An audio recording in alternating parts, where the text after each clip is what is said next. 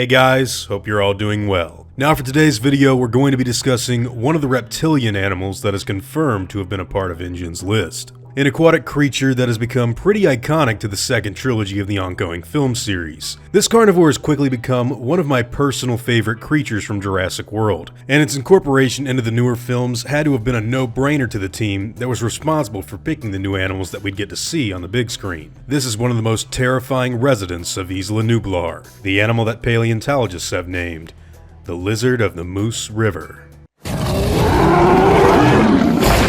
Mosasaurus was a member of the Mosasauridae family, and its first remains were discovered in St. Petersburg in the 1700s. Back in those old days, several men of science debated on whether the partial skulls that they'd found belonged to a toothed whale or possibly some sort of large crocodile. It took many years for them to figure out that the animal was actually more closely related to the likes of monitor lizards that roam the earth today. And in 1822, William Daniel Conybeare named it Mosasaurus after the Moose River that ran through Mount St. Peter itself. 3 decades after it had been named, German biologist Hermann Schlegel became the first man to suggest that the creature actually had flippers instead of the traditionally assumed lizard-like feet. After newer information and a lot of research that spanned many years, we were able to get an even better understanding of this prehistoric animal from long ago. We now know that Mosasaurus was possibly one of the very last mosasaurid reptiles. Just as Hermann Schlegel had believed, its feet had evolved into large flippers that would have given it the ability to swim adequately in its environment. Even so, we think that the Mosasaurus more than likely preferred to live closer to the ocean's surface, where it would have been able to easily catch its favorite prey. These victims would have included birds, pterosaurs, plesiosaurs, possibly small dinosaurs that got a little too close to the water's edge, as well as ammonites and turtles. Mosasaurus would even prey on smaller mosasaurs that unfortunately swam into the wrong place at the wrong time. Now, the body of the Mosasaurus was pretty hefty in size. They were decently sized predators that came complete with jaws that attached rather tightly to the animal's skull. Their teeth were conical in shape, and their flippers had 5 digits in front and 4 in the back. They also came well equipped with a powerful tail that many scientists believe gave the animals a good source of propulsion. The largest mosasaur specimens that we currently have recorded could grow up to around 17 meters in length. Being 56 feet long, these guys were definitely not to be messed with lightly in the late Cretaceous. Now, many years after the animal terrorized the oceans of history's past, the Mosasaurus would sadly fall into extinction. However, much later, the amazing geneticists who worked for InGen were able to luckily locate and synthesize the DNA of this incredible species.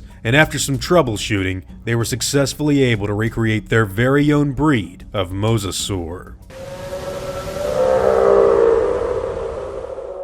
Mosasaurus was first bred after the fall of Jurassic Park. On August 25th of 2000, some InGen scientists happened to be testing a prototype iron analyzer that wound up finding small traces of mosasaur DNA on a newly discovered skeleton. Dr. Henry Wu believed this method to be the only way in which the geneticists would ever be able to extract viable resources from these animals without going into the more traditional method of mining insects that were trapped in amber. After being successfully recreated for exhibition in Jurassic World, Simon Masrani would have a large man-made lagoon begin construction to accommodate the new animal. The large pool of water would have been located near the center of the island and was a prominent part of the iconic main street that we'd get to see in the 4th film. Park workers would often feed the giant animal a good dose of great white sharks that were specifically used to bring the animal out in the open for Jurassic World visitors during the Mosasaurus feeding show. Now, the Jurassic World website has the animal listed as being a mere 60 feet long and weighing in at around 5 tons. This is only a few feet longer than the creature that we know of in the fossil record. However, more recent sightings suggest that the creature has grown far bigger than this original estimate.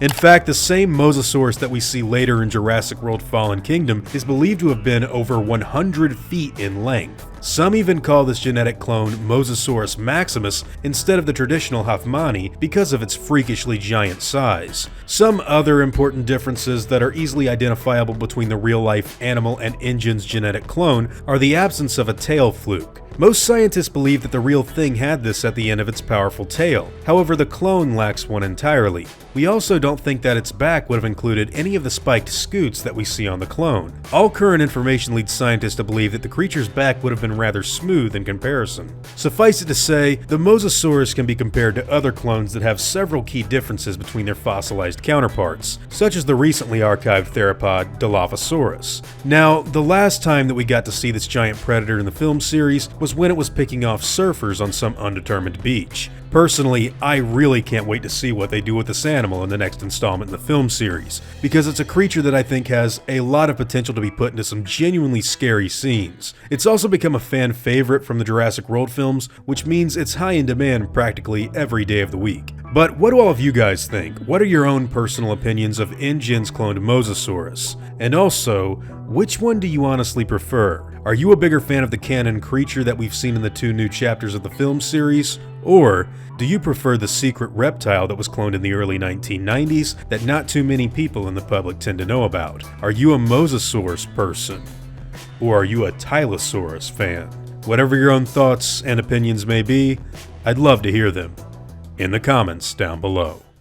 Now before I go, I want to thank all of my game wardens, as well as all of my InGen executives. I'd also like to thank all of my park workers and InGen hunters as well. Just the fact that you guys watch these videos and support my content means the world to me, and I want to make sure that all of you never forget that. Now I'd like to thank everyone for taking the time to watch today's video, and hope that you all had fun. I'll see you all in the next one, guys, and as always, take it easy.